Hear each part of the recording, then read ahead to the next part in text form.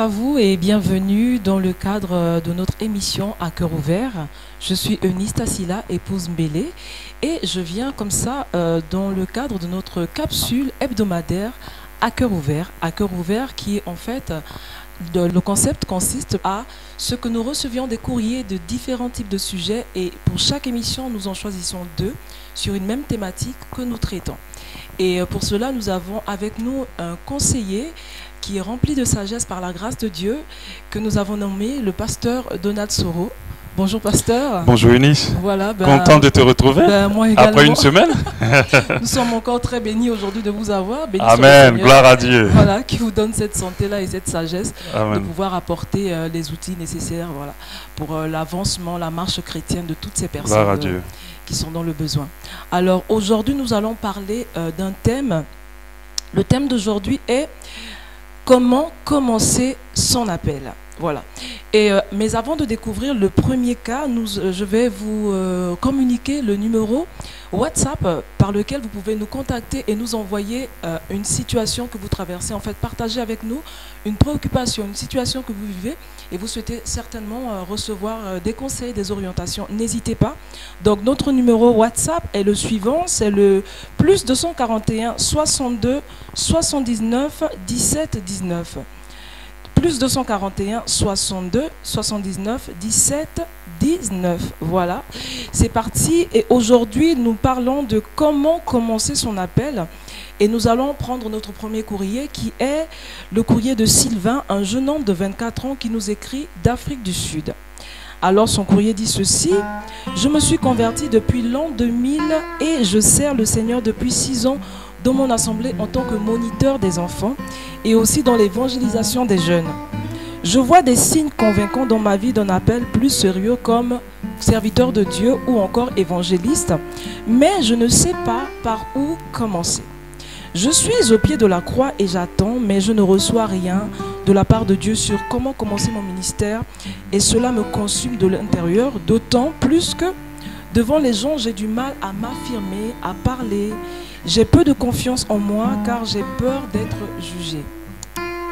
Je suis faible devant le défi d'affiner mon témoignage, de parler en public et de dire que Dieu me demande d'être un homme de Dieu. C'est la base pour un homme de Dieu de savoir parler en public, sans peur et sans crainte. J'attends votre réponse avec impatience. Que Dieu vous bénisse. Armel. Voilà, ça c'est le premier courrier que nous recevons aujourd'hui. Je rappelle que le thème du jour est comment commencer son appel. Alors pasteur, Sylvain se sent appelé par Dieu pour être pasteur ou évangéliste. Il ne sait pas comment commencer l'œuvre pour laquelle Dieu l'appelle, d'autant plus qu'il a beaucoup de mal à parler en public en fait, devant des foules. Voilà, devant les autres. Sylvain a peur d'être critiqué ou jugé. Donc, il a honte de parler en public. Est-ce qu'on aurait dit que Dieu l'appelle? Est-ce qu'avec toutes ces craintes-là, Dieu peut l'appeler vraiment? Oui, justement. Oui, ce n'est pas un cas isolé, ce n'est pas un cas rare. C'est un cas qui est habituel, en fait. Il y a même un exemple assez palpable dans la parole de Dieu. Le cas par exemple de Moïse. On savait qu'il avait une grande difficulté à s'exprimer. Et on peut même le lire en Exode 4, 10. Moïse dit à l'Éternel qui lui dit je vais t'utiliser. Il dit ah Seigneur, je ne suis pas un homme qui ait la parole facile. Et ce n'est ni d'hier ni d'avant-hier. Non, ça veut dire depuis je suis comme ça. Ni même depuis que tu parles à ton serviteur, car j'ai la bouche et la langue embarrassées. Donc Moïse ne savait pas parler, il savait pas. Bon, d'autres disent qu'il était bègue. Voilà, je pense que ça ressemble un peu à ça parce qu'il dit j'ai la langue et la bouche embarrassées. Donc ça veut dire qu'il était bègue, il ne savait pas s'exprimer correctement. Mais Dieu l'avait choisi pour un ministère et nous avons vu comment Dieu l'a utilisé d'une manière extraordinaire. Et puis on a aussi le cas de Gédéon aussi qui était banal comme personne, mais c'est celui-là que Dieu a utilisé, qu'il a envoyé son serviteur, son ange vers lui. On voit comment l'ange lui parle en Juge 2:12. L'ange de l'Éternel lui apparut et lui dit l'Éternel est avec toi, et il appelle vaillant héros, quelqu'un qui ne ressemble même pas à un héros, ok, héros plutôt. Donc j'aimerais dire à Sylvain que Et à tous ces jeunes qui sentent l'appel, qui ont la pleine conviction de l'appel et qui se sentent dans une condition d'handicap, qui doivent comprendre que Dieu n'appelle pas tout le temps des personnes parfaites. Surtout même pas. Voilà. Ou des personnes déjà équipées pour l'œuvre. Il travaille beaucoup avec les faibles, les handicapés, les démunis, les illettrés, les incapables. Et il les utilise d'une manière glorieuse. Sylvain ne doit pas regarder à lui-même pour foncer dans l'œuvre, mais il doit regarder au fait que Dieu l'ait choisi. C'est ce que Moïse a fait, c'est ce que Gédéon a fait. Et notre Dieu utilise parfois, comme on dit, les choses viles pour confondre les sages, les choses folles pour confondre les sages. Nous avons une parole de la Bible qui le dit aussi, 1 Corinthiens 1, 26. Considérez, frères, que parmi vous qui avez été appelés, il n'y a ni beaucoup de sages selon la chair. Donc Dieu dit, ceux qui sont appelés, ils ne sont pas équipés. Ni beaucoup de puissants, ni beaucoup de nobles. Donc ça veut dire, parmi ceux qui l'appellent, il n'y a pas des gens extraordinaires en réalité. Voilà. Et il dit, mais au verset 27, mais Dieu a choisi les choses folles du monde pour confondre les sages. Et il continue, Dieu a choisi les choses faibles du monde pour confondre les fortes. Et Dieu a choisi les choses viles du monde et celles qu'on méprise, celles qui ne sont point pour réduire à néant celles qui sont, afin que nulle chair ne se glorifie devant Dieu. Donc Sylvain, tu es réellement la personne que Dieu veut pour son œuvre. Donc ne regarde pas ta condition. Ben, nous apprenons vraiment des choses extraordinaires, intéressantes. J'aime beaucoup ce thème sur l'appel parce que ça nous parle en fait de notre raison d'exister, notre raison d'être. Alors pasteur, comment entrer dans son appel? Par quoi commencer exactement? Nous sommes impatients de le savoir, mais avant justement que vous puissiez apporter, parce que même moi-même, c'est un sujet qui me passionne, nous allons découvrir notre deuxième courrier du jour. Et avant de lire le courrier, je vous rappelle que vous pouvez nous envoyer vos sujets, vos thématiques à notre numéro WhatsApp qui est le plus 241 62 79 17 19 plus 241 62 79 17 19. Donc nous allons découvrir notre deuxième courrier qui est celui de Nelly. Et voici ce qu'il dit. Shalom à vous, je m'appelle Nelly, je veux servir le Seigneur, mais je trempe encore dans certains péchés qui ne me lâchent pas. Je ne suis pas très active dans ma vie de prière, j'ai beaucoup de paresse pour lire la Bible, parfois même pour prier. Malgré mes nombreux efforts, je n'arrive pas à laisser le péché de la fornication. Je veux vraiment servir le Seigneur, j'ai soif du ministère, mais ces choses sont toujours en train de me ramener en arrière et m'empêcher de faire l'œuvre de Dieu. Actuellement dans mon assemblée, le Seigneur m'utilise dans le domaine de la louange et de l'adoration. Je sais qu'il a plus à faire avec moi dans le ministère de la louange, mais je n'arrive pas à laisser le péché. Je sais que pour servir mon Père en esprit, en vérité, et entrer pleinement dans mon ministère, il faut que je parvienne à laisser mes péchés, car cela n'est pas digne d'une servante de Dieu. Aidez-moi, s'il vous plaît, à sortir du péché et entrer dans mon ministère. Que le Seigneur vous bénisse. Voilà, pasteur, le sujet, ça c'est le cas de Nelly. Voilà. Donc, elle veut évoluer dans son ministère, mais le péché de la fornication la retient, la retarde. Pasteur, pensez-vous que le péché puisse être un obstacle dans le fait de rentrer dans son appel? Oui. Moi, je le crois pleinement. Oui, je le crois pleinement que le péché peut empêcher plusieurs de rentrer dans leur appel. Le péché peut être une entrave pour commencer ce dans quoi Dieu nous veut pour lui. Dans le cas de Nelly ou des personnes qui sont dans ce cas-là, ces personnes peuvent être rejetées par Dieu. Elles peuvent être rejetées par Dieu. Nous savons que le Dieu que nous servons est un Dieu saint et que ceux qui veulent le servir, même le suivre, doivent marcher dans la sainteté. Et nous savons que la Bible nous dit que Dieu, sa main n'est pas trop courte pour agir. Nous, on aurait trop dû pour entendre. Mais je pense que si Dieu n'agit pas dans vos vies et s'il n'entend pas ce que vous lui dites, je ne sais pas comment il va vous utiliser.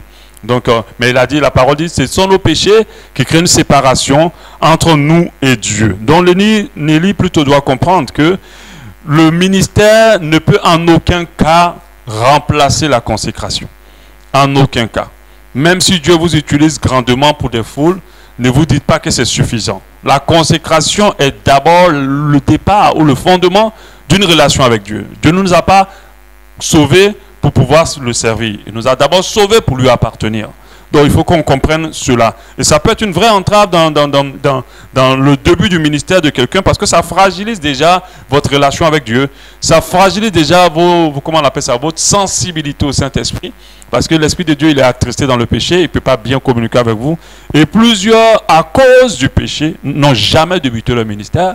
Plusieurs, à cause du fait qu'ils sont encore dans le péché, ne débuteront jamais leur ministère.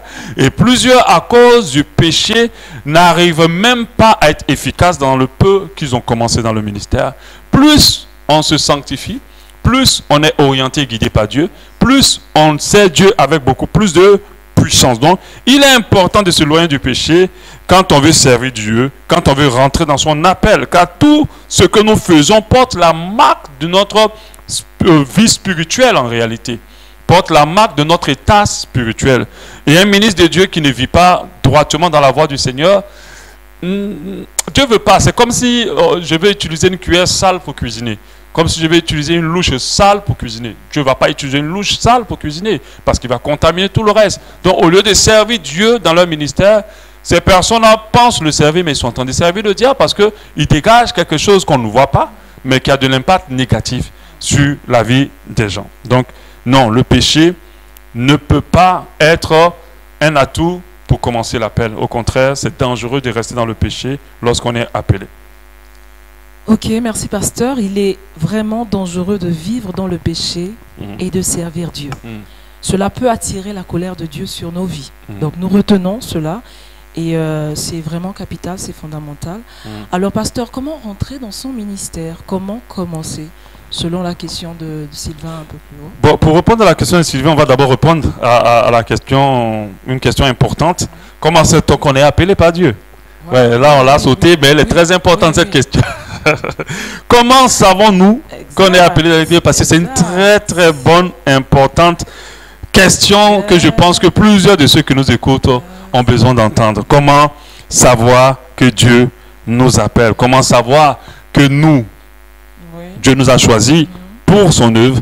Et j'ai 4 critères importants que j'ai sortis au travers de la parole de Dieu. Le premier critère, c'est le fardeau. C'est le fardeau qu'on porte dans notre cœur.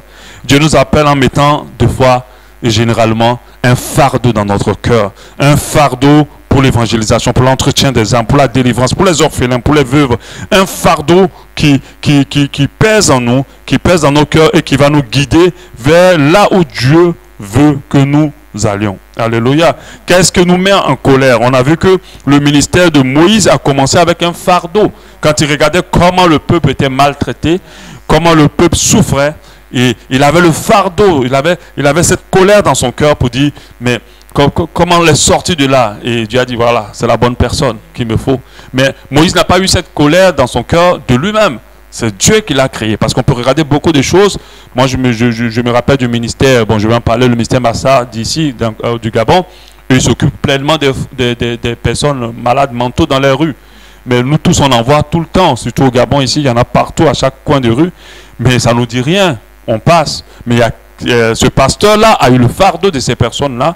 Et il a ouvert un ministère dans ce sens-là pour les récupérer, les nettoyer, les donner à manger, les entretenir. Et plusieurs sortent guéris de ce ministère-là. Mais ce n'est pas tout le monde qui aura ce fardeau-là, forcément. Donc, l'appel peut commencer par le fardeau. L'appel aussi peut commencer par la passion. Passion. Non, ne négligez surtout pas vos passions. Ce qui vous passionne, généralement, nos passions viennent de Dieu.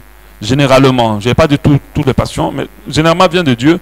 Parce que tu vois, vous verrez un enfant tout petit, il sera passionné de ci, de ça, mais c'est parce que Dieu l'a mis déjà en lui, en fonction de là où il veut l'utiliser. Donc, la passion, moi-même, m'a permis de rentrer dans mon appel, en fait. J'étais très passionné d'évangélisation au début de ma foi. Et j'étais beaucoup passionné aussi des technologies. Et c'est ce qui m'a permis, à une époque donnée, de créer un site d'évangélisation, le portail nicodème.net, qui m'a mené jusqu'à aujourd'hui au ministère de pastoral. Amen. Et c'est Dieu qui crée en nous nos passions. Avant même notre naissance, il les met en nous. Dans la majorité des chantres, vous allez voir qu'ils ont été passionnés tout de suite. Des fois, en savant chanter ou pas, mais il y a une passion qui était dans leur cœur. Des fois, ils savent chanter déjà, des fois pas, mais ils sont passionnés. Et on sait que la majorité des ministères sans passion, c'est difficile. C'est difficile vraiment de le faire. Donc, il faut tenir compte de la passion. Voilà, il faut tenir compte vraiment de la passion qui est dans notre cœur, même si on n'a pas la capacité. On a vu aussi comment Dorcas est rentré dans son ministère par la passion. Alléluia. Et le ministère, je précise que ce n'est pas que les 5 ministères. Un autre moyen aussi de savoir qu'on est appelé, c'est l'équipement et le talent. Dieu peut nous équiper déjà. Voilà. Tu es là, tu n'as jamais fait de cours de chant, mais tu comprends la musique. On t'a jamais appris l'art oratoire, mais quand tu te mets devant les gens, tu sais t'exprimer. On t'a jamais appris beaucoup de choses, mais tu sais le faire. Et Dieu nous a équipés. Il nous équipe pour ce pourquoi il va nous utiliser.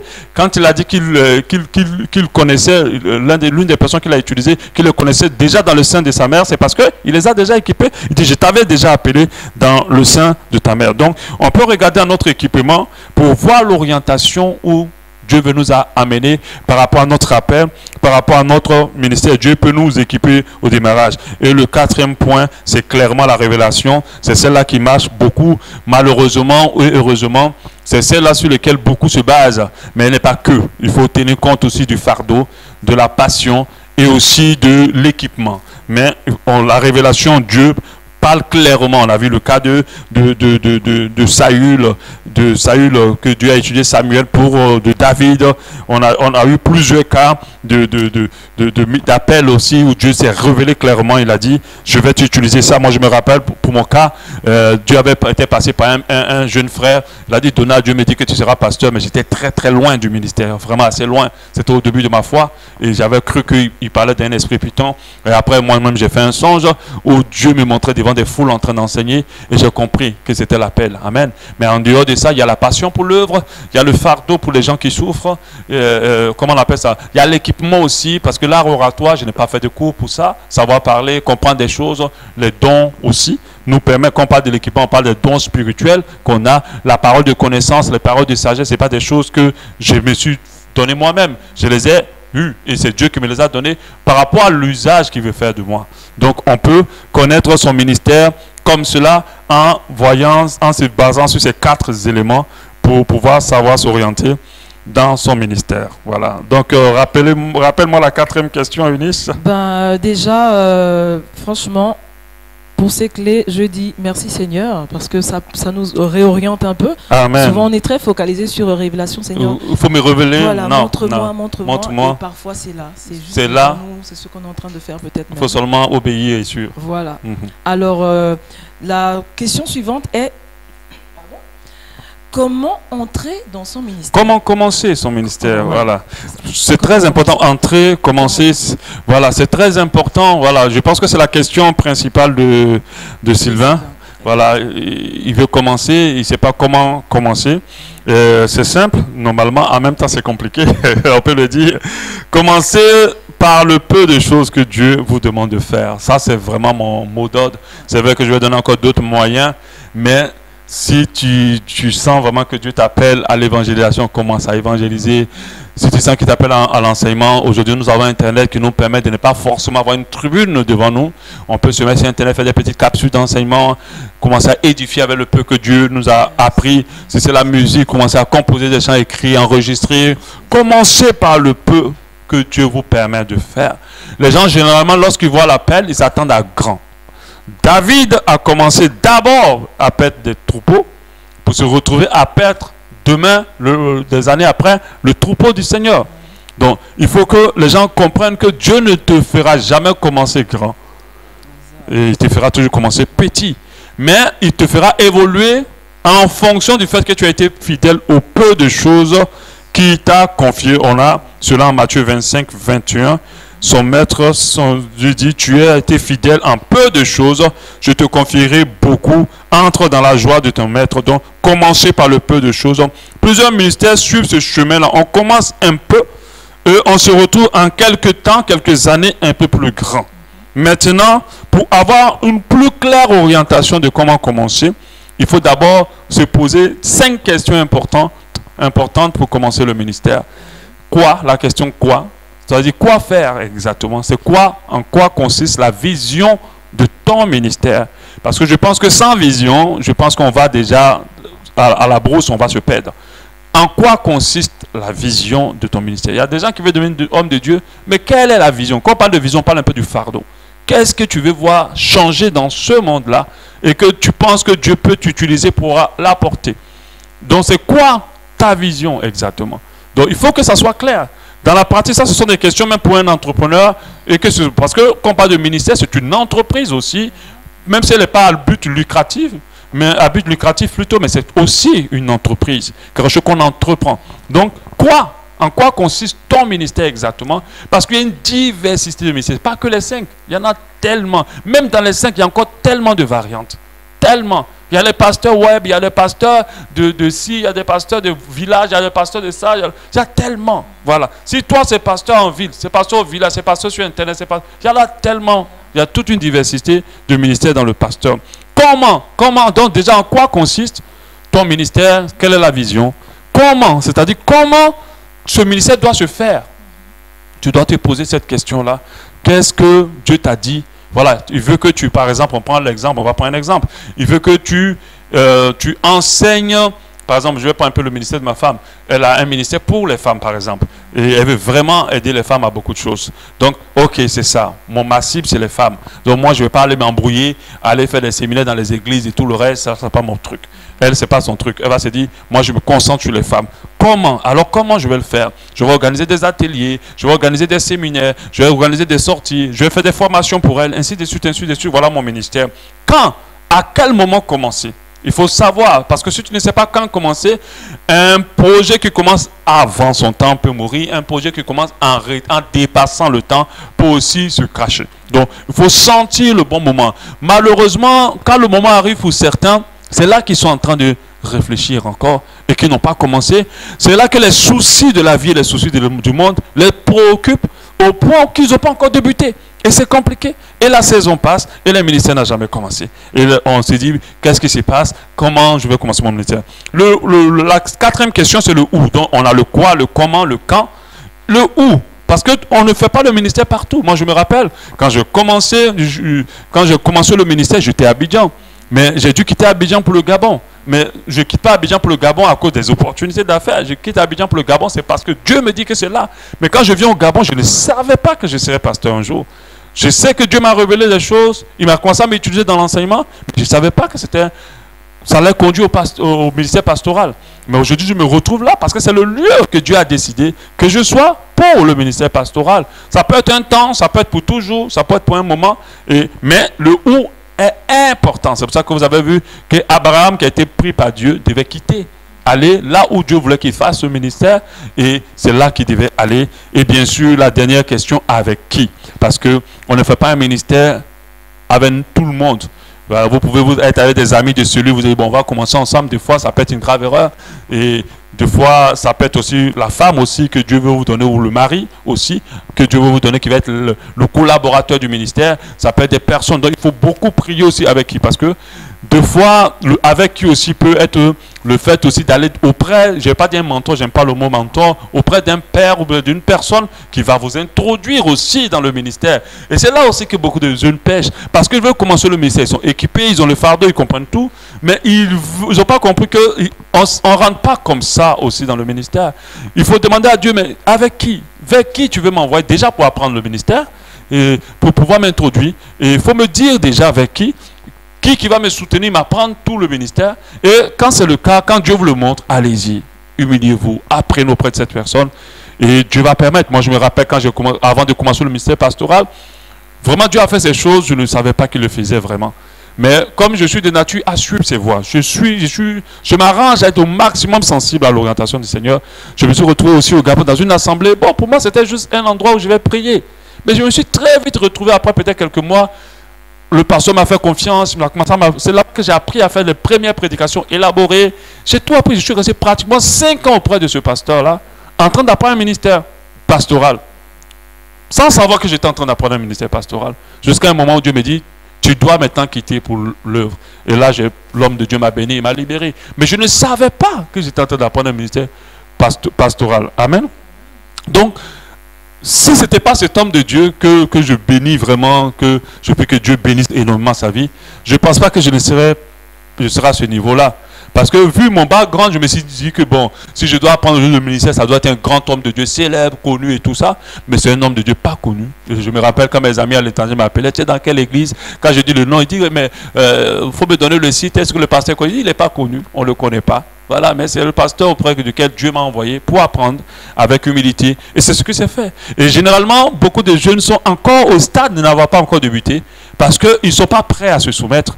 Ils ne sont pas prêts à commencer. On a vu le cas de l'apôtre Paul qui est parti auprès d'Ananias, Jésus auprès de Jean-Baptiste, Élisée auprès d'Élie, ainsi de suite. Il y a tellement de cas. Voilà, David auprès de Samuel. Il y a tellement de cas, il faut que quelqu'un vous introduise et vous forme.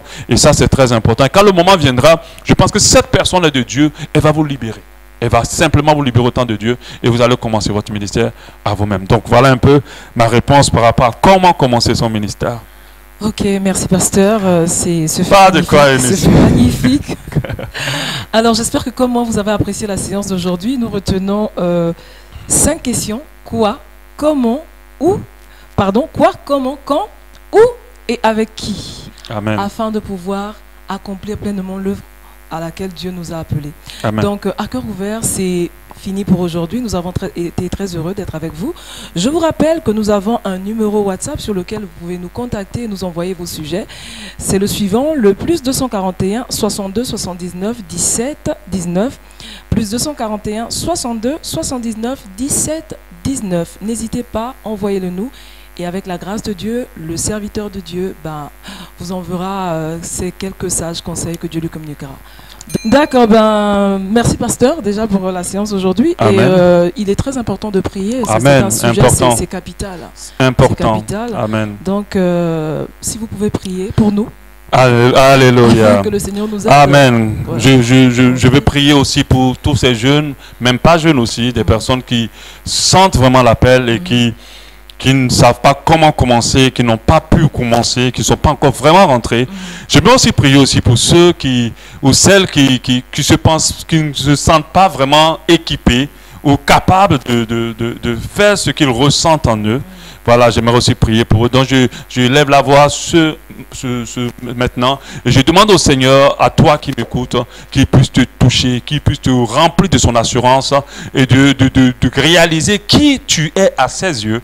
Parce que tu es un instrument redoutable contre le camp des ténèbres. Et que Dieu te permet de le réaliser. Réaliser que tu as de la valeur pour lui. Pas que de la valeur en termes d'amour seulement, mais de la valeur aussi en termes d'avancement de son œuvre. Il veut t'utiliser. C'est vrai que tu n'es pas intelligent comme tel, ou tu n'es pas équipé comme tel, tu n'as pas l'art oratoire comme tel, mais Dieu te dit c'est toi qu'il veut. Comme il a voulu Moïse, il te veut. Moïse qui bégait, comme il a voulu Moïse, avec qui il a fait des grandes choses puissantes. Je dis, il te veut. Au nom de Jésus, que Dieu te permette de réaliser qui tu es et de commencer ton ministère. Je prie qu'il te donne la sagesse de débuter, de commencer. Et que les années qui ont été perdues pour toi qui a perdu des années soient rapidement restaurées et que ton ministère s'enclenche à l'instant même. Et que la porte que tu ne vois pas actuellement s'éclaircisse devant toi et que tu puisses l'avoir au nom de Jésus et tu puisses l'emprunter. Que Dieu te donne beaucoup de sagesse au nom de Jésus. Et les 5 questions dont on a parlé, que le Seigneur te donne des réponses à toutes ces questions, qu'aucune de ces questions ne reste sans réponse pour ton ministère. Au nom précieux de Jésus, que Dieu te porte dans ta vie, qu'il te porte dans ton appel. Et j'aimerais prier avec qui te montre la personne auprès de qui tu vas apprendre ou la personne avec laquelle tu dois faire ce ministère, ou là où les personnes. Que Dieu te donne cette capacité-là afin que tu puisses rentrer dans ton ministère, que ton ministère s'enclenche maintenant, qu'il débute au nom de Jésus, que la convoitise, la confusion plutôt s'éloigne maintenant de ton ministère et que tu vois tout clair là maintenant et que là où tu n'as pas d'assurance, Dieu crée l'assurance à l'instant même et que tu réalises que tu es un instrument redoutable contre le camp des ténèbres et que ton ministère éclore et qu'il ait du succès et qu'il puisse au nom de Jésus bénir davantage de personnes. Mais en dépit de tout, que Dieu ne te permette jamais de substituer ta consécration, ton ministère à ta consécration, qui te permet de le chercher tous les jours, là où il se trouve, et que ta vie soit cachée en lui, et que tu sois un chrétien, un fils de Dieu qui aime sa présence, qui aime celui qui sert, qui aime celui qu'il sert, plus que ce qu'il fait pour cette personne, au nom de Jésus, afin qu'à la fin de temps, tu ne sois, quand tu diras Seigneur, Seigneur, que le Seigneur puisse te répondre pour dire je te reconnais en tant que mon serviteur et mon fils, mais qu'il ne puisse point te rejeter. Je le déclare maintenant ce matin, ce jour plutôt, au nom précieux de Jésus, que Dieu te bénisse et qu'il bénisse ton ministère. Amen. Amen, amen, amen. Merci, pasteur. Merci. Cette prière nous a fait énormément de bien. Amen, nous amen. recevons. Donc, c'est fini pour aujourd'hui. Un cœur ouvert. J'espère que comme moi, vous avez apprécié la séance d'aujourd'hui. Nous avons parlé de comment commencer son ministère.